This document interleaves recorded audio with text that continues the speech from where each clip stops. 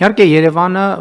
մեր մայրաքաղաքն է եւ հանրապետության ամենախոշոր բնակավայրը եւ մեր բոլոր խնդիրները, որ մենք տարբեր տեղերում ունենք, այստեղ խտացված են եւ ավելի շատ են երևում եւ մասնավորապես ամեն օր գրեթե ամեն օր մենք տեսնում ենք եւ նամակներ ենք ստանում, ահազանգներ, պահանջներ, խնդրանքներ կապված խցանումների խնդիրը լուծելու հետ եւ մենք աշխատանքային խումբ ենք ստեղծել, հույս ունեմ, որ այդ աշխատանքային խումբը լուծումներ կառաջարկի, բայց նաեւ հաշվի առնելով դարաշրջանը, ոնց որ թե մենք այդտեղ էլ արհեստական բանականությանը պետքա ավելի ու ավելի մեծ դերակատարում վերապահենք, բայց մյուս կողմից էլ պետքա հասկանանք ոչ մի փողոց, ոչ մի քաղաք անսահմանա, չգիտեմ ոնց են թարգմանում, բեզռազմերը հայերը ոնց անչափ չի էլի, ինքը մեկա չափ ունի ցանկացած փողոց եւ մենք պետք է հասկանանք, որ այս իրավիճակը ստեղծվում է նրանով, մենք պետք է ավտոմեքենաների ներմուծման վիճակագրությունը տեսնենք եւ հասկանանք, որ այդ մեքենան գալիս է մտնում է այդ նույն փողոցը, բոլորը գալիս են մտնում են, ընդ որում հիմնական ժամերին հիմնական փողոցները պարզ են եւ բայց ամեն դեպքում ստեղ աշխատանք պետք է անենք Հիմի հույս կա, որ մի բան կարանք անենք այդտեղ, համեցիկ։ Վարչապետ, միանշանակ հույս կա եւ իրականում մենք շատ շուտով կոմիտեի նիստով եւ նաեւ կառավարության հաջորդ նիստով հուսանք կքննարկենք Երևանի թիմն օրենքը, որտեղ որ ունենք նոր կարգավորումներ, մասնավորապես օրինազանց վարորդների եւ ավտոմեքենաների կայանման սխալ վայրերում կազմակերպելու դեպքում, այսպես ասած, այդ քարշակ ծառայությունը արտապատվիրակելու հնարավորություն ենք ստեղծում եւ իրականում երեք կոմպոնենտ կա մեր ընդհանուր խցանումների հետ կապված, առաջին կոմպոնենտը միանշանակ ավտոմեքենաների քանակն է։ Միայն Երևան քաղաքում տարեկան մոտավորապես 12000 ավտոմեքենա է գրանցվում եւ բոլորը մտնում են երթևեկության մաս են դառնում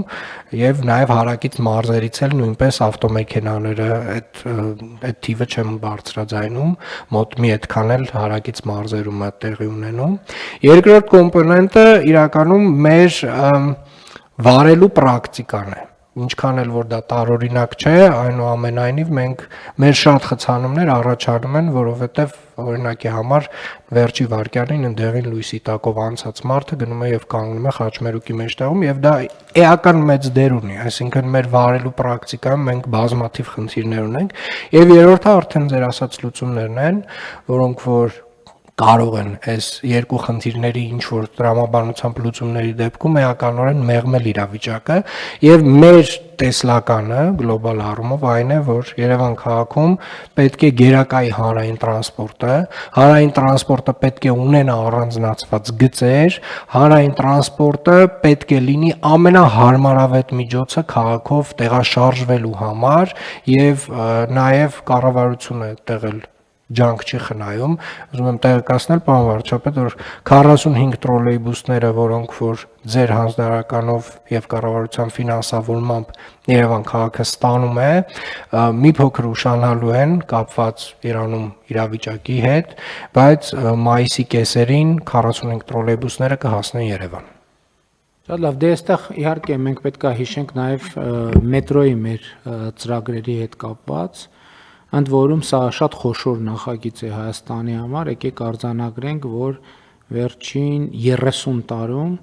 Հայաստանի Հանրապետությունում մետրոյի ոչ մի նոր կայարան չի ստեղծվել եւ շահագործման չի հանձնվել եւ սա էլի շատ մեծ նախագիծ է, բայց որ այդ նախագիծը իրականացվելու է, այդտեղ երկու կարծիք չկա եւ էլի եմ ասում, այդտեղ մեր բանի տեմպերի մասին մեր պատկերացումները էլի շատ մի քիչ բան են Մի քիչ իհարկե պարզա որ ժամկետները մենք բոլորս ուզում ենք հնարավորինս կարճ լինի, բայց այնուամենայնիվ մանավանդ այն հատվածներում, որտեղ մենք կամ գիտելիք ենք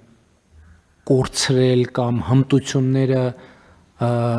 որոշակիորեն բան են եղել, չեն օգտագործվել, հղկված չեն բավարար չափով, դա ժամանակ վերցնելու է, բայց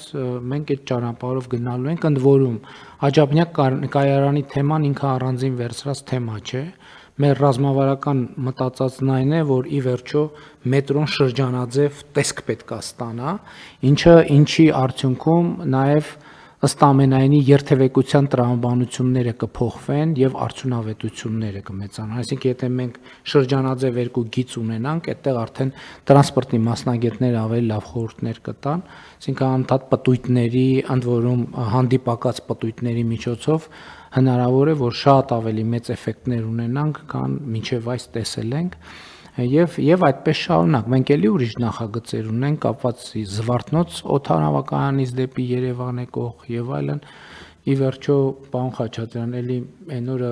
բանում Մալացիա Սեբաստիա վարչական շրջանում քաղաքացիները էլի հիշեցրին Հյուս Սարաֆի այդ կտորի այդ դատի, ես էլ ասեցի, որ մենք զբաղվում ենք դրանով, հույս ունեմ, այդտեղ էլ հույս ունենք, հա։